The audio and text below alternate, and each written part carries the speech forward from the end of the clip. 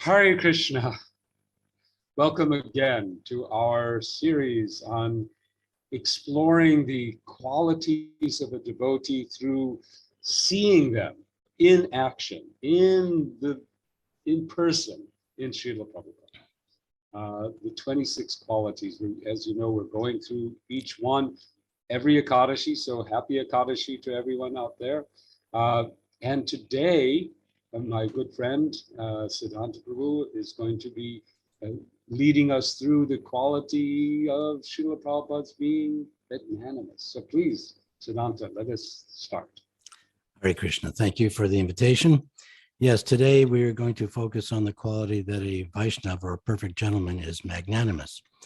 Now, the definition, according to Webster's dictionary, so everyone can focus and realize how we distinguish this particular quality from other qualities such as kindness and generous and compassionate, etc. Magnanimous means one is generous or forgiving, especially toward a rival or less powerful person. That is the definition of magnanimous. Let me just say it one more time. One who is magnanimous is generous or forgiving, especially toward a rival or less powerful person. Yes. So that is the method, the quality that we will focus on today with 6 different stories. The stories today will focus first with Jayapataka Swami, then Mola Prakriti Devidasi, Burijan Prabhu, Sura Prabhu, who recently departed, Malati again, a very famous story, but a very good example of Prabhupada being magnanimous. And then finally, we'll end with Abhiram Prabhu, who has a classic story that I don't think is that well known, unless you have read it in my books or seen it on the video series. So in that regard, I think we should just jump right in and take a look at the first story from Jayapataka Swami, and we'll talk about him on the other side.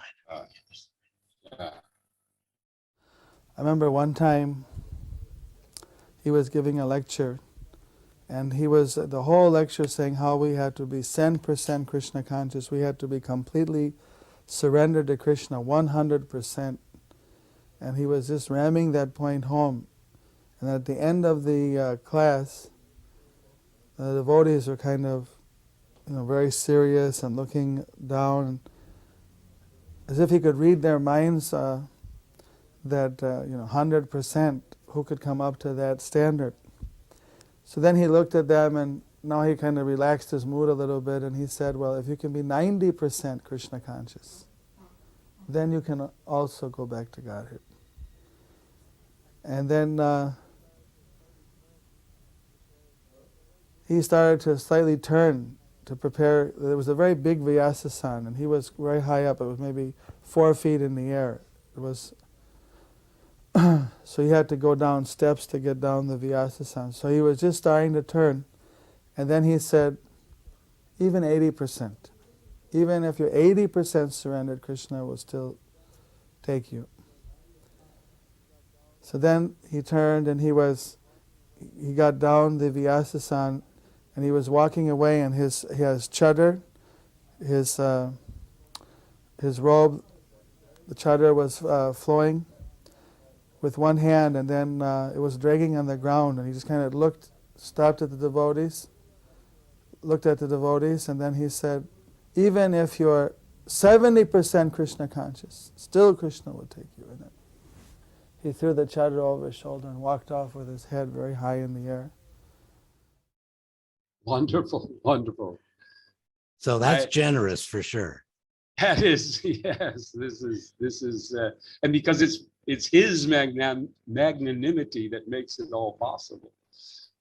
Exactly. It's, Yeah, but that definition of being magnanimous certainly qualifies for one who is generous in his blessings to his disciples. By the way, that's one of the stories that I think several devotees recollect, and I think it's one of those that would be nice to put together the different angles, how people experience that.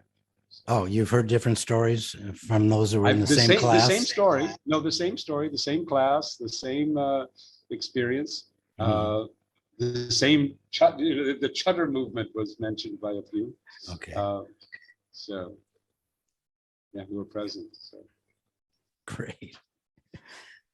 All right, that's good. So that's, I think, a good start for us. You know, if the devotees who watch this, very hopeful for us. Very hopeful. And if the devotees who watch this can remember only one of these 6 anecdotes, that's a good one to remember, and that will give us impetus to carry on and have faith. But no less than says, I think he said, but not less, something like that. Okay, well, so we have to still work. Exactly. Good. It's got to pass. So now let us go to our second anecdote, which is from Mula Prakriti Devidasi, and this is a story that took place in Hawaii, and she's a glorious devotee, and we appreciate all of her service and this particular memory in particular that reminds us of Prabhupada's being magnanimous. I was very young in those days and very enthusiastic, and my technique for distributing books was that if people would talk, sometimes I would interrupt them. So Srila Prabhupada was kind of talking, and then at one point he was asking me some question, and he kind of leaned back. He was dressed, he had no shirt on, he just had his cloth on, and it was a sunny, beautiful day, and he was so beautiful, and he was sitting like this, very sweetly and very ecstatically, just leaning back, and then he'd lean forward, his eyes would get really big, and he would ask these questions. So at one point, he leaned back, I think he was thinking, and he started a question, and I just interrupted him and finished the question for him. And just at that moment, there was one sannyasi who was one of his servants who just happened to be walking by, and he heard me do it. And he went, like, and I thought, oh no, I was so embarrassed. And I closed my mouth, and I just kind of looked at Prabhupada, but Prabhupada was just kind of like finished the sentence again and clarified it.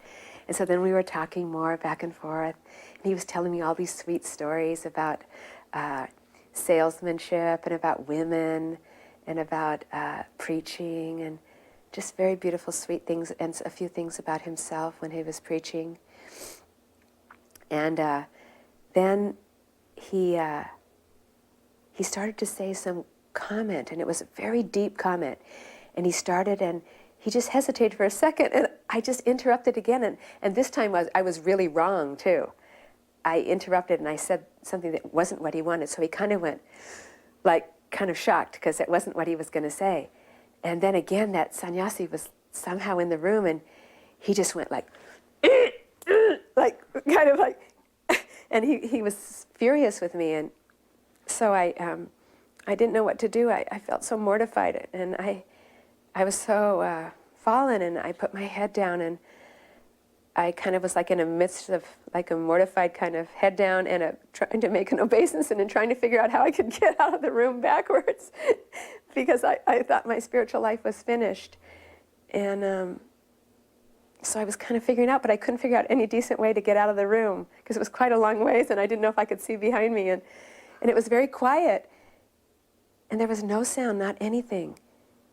And then I just felt something, and so I was down on the ground like this, and Prabhupada was sitting right on his desk, and I kind of peeked up, and I opened up one eye, and Srila Prabhupada had bent over like this on his elbows, and he had bent way over on his desk, and he was leaning forward practically right next to me, and he was just smiling very beautifully with so much love, and just looking at me with so much love. And I kind of didn't say anything, and then Prabhupada said to the servant who was also standing there, he said, "Just see, she is so enthusiastic." So that was a great, enormous delivery of mercy, which I shall never ever forget. Hare Krishna. Yes. Oh, to be, there's a number of those, right? Where you think, I'd like to be a fly on the wall, but then Srila Prabhupada turns around and makes you feel it's all okay. Right. Well, again, that's why I mentioned the definition of magnanimous, because that's the other definition is forgiving. Yes. Generous or forgiving, especially toward a rival or less powerful person. So that I thought was significant and a great example. You know, you can mix these characteristics or qualities of Prabhupada. In this case, is magnanimous, but one could say is compassionate and, you know, loving and forgiving. So this I thought was a great story, and how Prabhupada went above the normal reaction of the sannyasi, for example, who was thinking that she committed an aparad by interrupting Prabhupada. But Prabhupada, she's above all of us in these qualities, and he's it's okay. See how enthusiastic she is. So our third story is from our godbrother Burijan, and he's going to relate how he and his wife Jagatarini were in Hong Kong. Well, in Hong Kong, it was a very difficult time. We were all alone for many, many years, and some of the devotees who came and visited us, the few devotees weren't, they weren't of, well, sometimes they were a little eccentric or something like that, and then, so it was very, very difficult for us. And Hong Kong is, I'd say, the most materialistic city, and I'm from New York, and it was more intense and materialistic than New York. And it was very difficult. I don't want to go into all the difficulties that were there, but we were struggling. And Prabhupada, when he came and visited us in Hong Kong in 1974, he was very strong. And he was very strong, and he chastised me especially. And Jagatarini also was feeling that. So when I was with Prabhupada, I was in the room with Prabhupada in the Hong Kong Hilton. She was outside the door, and she didn't even want to come into Prabhupada's presence. And to some degree, that sounds ununderstandable, but why wouldn't you want to be in Prabhupada's presence? But Prabhupada was Prabhupada. You know, he could be very, very, very strong too. And if you weren't ready for that presence, it was very, very difficult. So anyway, he asked me, "How is your wife doing with this?" You know, in a very, very personal way, because she had actually sacrificed so much to join the movement. He used to say that she sacrificed 3 things. She was an actress, she was okay, moving upward actress, and she gave that up, and she had gone to Hong Kong on his order, and third, that she had married me, which was, of course, an austerity, but that's a whole nother long story too. But she, it was an arranged marriage, and you know, the first day that we met, we were married. So that's so culturally impossible for someone brought up in the West, but she did it, and you know, after 50 years, we're still married, which is just Prabhupada's mercy in that. So in any case, he very much appreciated her, and so he asked me how my wife was doing. And I said, not very good. She was struggling. So he said, bring her in.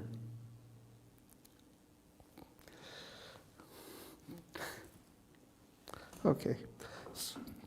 So I brought her in, and then he just brought her in front of him. And he took off a ring from his finger, a gold ring, and gave it to her. And of course, she still has that.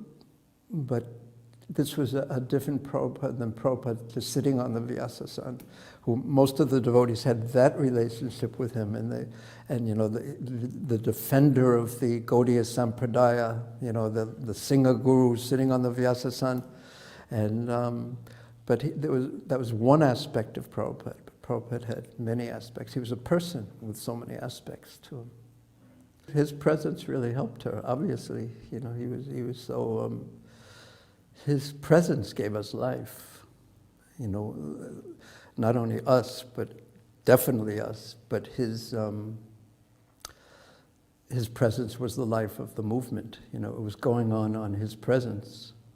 So she melted. I don't remember, you know, if she was more teary. I'm sure she was more teary than I am right now remembering it, but, you know, if she was sitting here next to me, you know, we'd need the towels, I'm sure. And she still has the ring, of course. You know, it's her life. And one time, in the middle of the night, fairly recently, she unconsciously took it off and couldn't find it. And the next morning, you know, it was, and then somehow I found it. So I was the hero. But that ring is, you know, it's the treasure of, I mean, what could you have more of a treasure than that? Because it's a gesture. It's a gesture of affection, of the person's affection, deep affection. So the two are mixed together and inseparable. Yes. Had you heard that story before? I must have heard it, but it wasn't fresh in my memory. But Right. yeah. Momentous, Yeah, generous. and that feeling of I'll do what's needed to help somebody, just going beyond, you know, going above and beyond, I think is a good you know, aspect of magnanimous, is going beyond. Exactly. Yeah, this is definitely, I keep saying it could be a top 10, and it's, you know, it's a tearjerker for sure, for him and her more than us, but, you know, an emotional, true sense of love and being generous to strengthen her attachment and to keep on keeping on. Our next story will be from Malati Prabhu. We have a couple of women on this episode. This is a pretty famous story. I think this one has gotten around a little bit, but this took place in the early days in San Francisco when she was married with Shama Sundar. And let us talk about this on the other side. Let's listen to Malati Devi Dasi. You know, Shama Sundar was carving the first Jagannaths. And this was during the time when we were still trying to understand and follow the initial principles. And Prabhupada paid us a surprise visit at our apartment to see how the work was going. And so he's looking at this one, that one, and the other one, all three of them. And on the top of Subhadra's head, or was it Balaram? On the top of Balaram's head, I believe, it was Balaram or Jagannath. At any rate, there was a package of Pall Mall. And Prabhupada said, "What is that?" And Shamsundar said, "Oh." And Prabhupada said, "That's all right. It is very difficult to give up smoking." He says, "But why not one less every day? One less every day until finished." He said, "Don't let such a small thing as a little cigarette stand between you and Krishna." It was such a loving, gentle instruction, but it was very clear. And Shamsundar, he followed that instruction. So there was this tolerance, but at the same time he didn't say, "Yes, go on smoking," but he said how to stop it. So it was a positive way of prohibiting. Hare Krishna. Yes. I've heard in that story that also Srila Prabhupada sort of used his cane or something, kind of flicked the back off of the head of, I think that. Yeah, Shamasunder. Shamasunder tells that part of it. Yeah. So we Yeah. can combine those two stories and visualize, but basically Yeah. the purport is the same. The lesson was Yeah. generous and forgiving in their habits at that time, early days. But again, how she describes it, that it was one less every day. It wasn't a cold turkey type of thing. So he's very generous in his method to get his disciples to follow the four principles. So Yeah, magnanimous. beautiful. Our next story will be from Srila Prabhu. And Sir was a great servant of Prabhupada, distributing his books many, many years, decades. Served in the BBT, was definitely a Prabhupada man. And he will describe for us now, through and through, will describe for us now the first time that he was in Prabhupada's presence, personally, just him alone. And it will be another example of magnanimous, which again, generous or forgiving, especially toward a rival or less powerful person, as we all seem to be. So We are. Yes. let's talk about this story after we hear Srila Prabhu. At another time in 1976, Gopavinda Pal Prabhu had asked us to guard Srila Prabhupada's door in Vrindavan, which was a great honor to be able to guard Srila Prabhupada's door. At the same time, no one ever thought Srila Prabhupada would come out and say anything or have any conversation. We were rank and file devotees. No big guns, no one who was in a GBC meeting or made any decisions, especially at that time. Rank and file Prabhus. And so Srila Prabhupada was in his rooms in Vrindavan, and it was the time for all the devotees to go to the Fogel ashram for prasadam, 12:30, 1 o'clock. I was sitting on the porch. I didn't know what Prabhupada's rooms were like at that time. Neither did I know if any other servants were there. And all of a sudden there was a buzzer from inside the room. And I kept reading. It was the 7th canto of Srimad Bhagavatam. I thought, this is wonderful. I'm in Vrindavan. I'm reading the Bhagavatam. Prabhupada's in his room. He just rang the buzzer. Some servant from somewhere is going to go and take care of it. You know, everything's so wonderful in Vrindavan. And all of a sudden, within a few seconds, Srila Prabhupada was at the screen door, there in his quarters in Vrindavan. And I immediately stood up. I went to offer obeisances, and Prabhupada said, I am an old man, and I am ringing, and you are a young man, and I must come to you? And my heart, I looked at you, Prabhupada, I had no idea. I tried to explain, you know, that I was new to this job. I had no idea what was the room. Prabhupada said, I am the spiritual master, and you are the disciple, and I must come to you? And again, I couldn't even say anything. I was struck. Prabhupada said, I am the master, and you are the servants, and there are 6 of you.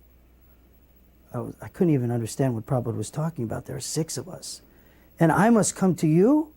And then Prabhupada said, go get Pusta Krishna.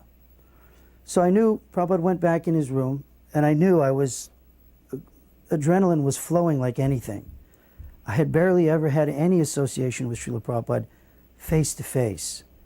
And Srila Prabhupada was, this was one of the first encounters, and I had blown it major. So I immediately was ready to run to go get Pusta Krishna Maharaj at the Fogel ashram. But I realized that if I left my guard, my post as guard, that something could happen and I would be responsible. So I was waiting for some devotee to come by. One devotee came by. I yelled at him, please come quickly. We've got to get Pusta Krishna. Prabhupada needs him. And unfortunately, he said, no entiendo, Prabhu. He spoke only Spanish. At the time, I didn't speak too much Spanish. And the buzzer rang again. So I ran into Srila Prabhupada's quarters. I had never been there before in Vrindavan. I offered obeisances, and as I'm offering obeisances, Prabhupada said, "Where's Pusta Krishna?" So I immediately stood up before I finished my obeisances because I didn't want Prabhupada to have to wait for my answer. I was feeling very foolish. I didn't know what to do, which way to go, what to say. And I told Srila Prabhupada, he's at the Fogel ashram taking prasad, and Prabhupada said, "Go in the back and get one of the other servants." So as I walked in the back, there are two doorways. One leads to the back of Vrindavan, Prabhupada's rooms in Vrindavan. One leads to the servants' quarters. And unfortunately, I entered the servants' quarters. And Srila Prabhupada said, "No, the other door." And I realized then that one should feel like a fool in front of the spiritual master, but one shouldn't act like a fool before the spiritual master. So I went and I got, Harisari was there in the back, preparing some prasadam, doing some devotional service for Srila Prabhupada. And I told him, "Srila Prabhupada needs you immediately. You've got to come quickly. It's an emergency." He said, "Okay, go around through this little doorway, go around the front again, and keep guarding, and I'll tell you what to do. I'll go take care of everything. I'll go talk to Srila Prabhupada." So I went to my post, and I was still reading the 7th canto of Srimad Bhagavatam, but this time my eyes were bugged out of my head. I couldn't even read a word. I was looking at the pages, but my mind was reeling in complete anxiety that I had offended Srila Prabhupada. I hadn't pleased him. What an opportunity. And here I had blown it in service of my spiritual master. So Pusta Krishna Maharaj at that time came back, and he told me, "You'll do something nice for Prabhupada." We found out that Prabhupada wanted to go to Bhagaji's across the way for lunch prasadam. It wasn't as big as an emergency as I had thought. Although Srila Prabhupada needed the arrangements to be made. So Pusta Krishna Maharaj told me that just hold this nice umbrella. There was a very big umbrella with a 3-foot, 4-foot pole. Hold it over Srila Prabhupada's head and you can do some nice service. Walk Srila Prabhupada over to Bhagaji's house. So as I'm getting prepared to do that, Srila Prabhupada was coming out in a few minutes. The kirtan started. A few sannyasis came by, and two of the senior sannyasis, at that time Guru Kripa Maharaj and Yasodhananda Swami, came by and saw me with the pole and said, "What are you doing?" And I said, "Well, Srila Prabhupada's coming out, and I'm going to put the umbrella over his head and walk him to Bhagaji's." And of course, being a brahmachari, they pulled rank immediately, took the umbrella from my hands, and they were going to perform that service, which was only appropriate. So then I'm walking down the stairs, joining in the kirtan, maybe half a dozen devotees, 10 devotees there, and I realized that Krishna was just arranging. There was nothing I can do to please my spiritual master, that I had just blown a great opportunity. So I was actually crying. I think physically I was crying as Srila Prabhupada came out. I offered dandabats on the stairs, 3-4 stairs going to the gate, leading outside to go to Bhagaji's across the alley in Vrindavan. And as I'm offering obeisances, offering dandabats, Srila Prabhupada's coming down the stairs. I didn't even plan it. As I'm coming up, I was crying, my mind was reeling that, "Prabhupada, please forgive me. I'm so sorry that I offended you or didn't know how to act properly." And as I stood up, hands folded, Srila Prabhupada looked over and said, "Jai." To me. I knew it was to me. Prabhupada said, "Jai." And I knew at that moment, all the anxiety, all the fear, all the tears were all washed away. I became completely joyous because I knew that Srila Prabhupada knew my heart.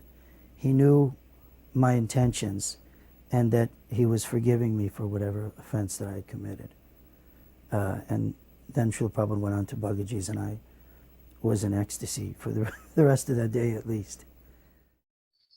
Forgiving. You did, and it's so never, something is that he's strong, he's on the point, he's teaching, but never less giving at the same time, never less magnanimous. That magnanimity. Wonderful. Yeah. He could be what they say, like he could be like a thunderbolt and then soft like a rose. Yeah. And so I don't know how much of a thunderbolt he was in the beginning, but to Sura, it seemed like a thunderbolt, maybe. But at the end, I mean, he was forgiving, and there was a soft as a rose. those words. I mean, can you imagine? And I have to come to you, to be on the receiving end of that. Whoa! Right. But then turning it around just like that with just the expression. Exactly. And knowing to knowing to do that and seeing. So. And knowing his heart, Srila Prabhupada knowing Sura's heart, that he was feeling bad, he understood that and he softened that. He said, "That's okay. That's magnanimous." He's done. And many of your stories relate like that. Many of the stories that we hear, where a devotee's like, "I've offended. I did something. Whatever," and then Srila Prabhupada does something that just completely washes it away. Right. And whoever could take it. He knew how much someone could take chastisement, like Shrutikirti. He couldn't take it, and Prabhupada knew that, so he wasn't like the thunderbolt with him. Maybe very often, maybe once, but forgiving, seeing that Sura was struggling with that chastisement, so he let him off the hook and said, "Jai." This next story will be our final story for the afternoon. And it is from Abhiram Prabhu. And Abhiram was Srila Prabhupada's nurse, essentially for the last 6-7 months of Prabhupada's being on the planet. This is, get your tissues out. This is a little bit of a tearjerker. So let's listen to Abhiram and talk about it on the other end and finish up the session. I remember him lying in bed at the manor. And we used to get some nice letters of get well and good wishes for Srila Prabhupada. And of course we would read these to him. So I was reading one letter from our godbrother Siddhanta. Now at that time, historically, Siddhanta had been a bit of a iconoclast in ISKCON. He was apart from the most of his godbrothers. He had his own unique style and perspective on things. And in that exact time, he had really left again. He had come in and then left again and gone back to his own establishment in Hawaii. But of course, he was a devotee of Prabhupada still. So he had written a get well card to Prabhupada, and I was reading it. Prabhupada was lying down, I was standing up, and the get well card said, "Dear Srila Prabhupada," he said a variety of things. I'm praying for your health and this and that. But he came to one particular line where he said, "I am a resident of Hawaii. And I hope that if you think of Hawaii sometime, you may also think of me." And I suddenly heard Prabhupada choke up and he burst out. I was looking at the card and I looked up at Prabhupada's face, and in that span of time, the tears had already come down, halfway down his cheeks. So I don't know if they sprayed out or what, or if they were already dripping, but they were clearly down at the level of his nose, the bottom of his nose. And he choked up and he said, "I am always thinking of you. I can never forget." And this was indicative of the way he was at that time. Any nice thought could bring him to tears and to deep appreciation. Magnanimity is that absence of finding fault and just seeing the best, seeing the best in everything. That's nice. Yeah, magnanimity. It's quality it's very rare. You don't find it so much in like you said, it's our tendency, mine too, for sure, to I'm actually the number one fault finder, so that tendency is rising up in the heart to try to feel oneself better than somebody else. But Prabhupada was magnanimous in that he was generous and Deep heart. forgiving. Right. So those are our anecdotes for today. And next week, or next Ekadashi, will be the quality of being mild. And we'll have 6 or 7 stories to look forward to exemplify that quality that Prabhupada has. So anyway, thank you for allowing me to share some hopefully new stories for everyone, and another set of stories to meditate on and glorify Prabhupada with the quality of being magnanimous. And aspire for this in our own lives. If we can also imbibe these qualities somehow, at least to a small extent, to be servants of Srila Prabhupada. Exactly. So thank Bye, you Prabhu. everyone for joining us. Thank Hare you. Krishna. We'll see you again in a couple of weeks on Hare- Ekadashi. Haribo. Hare Krishna. Jai Shri Prabhupada.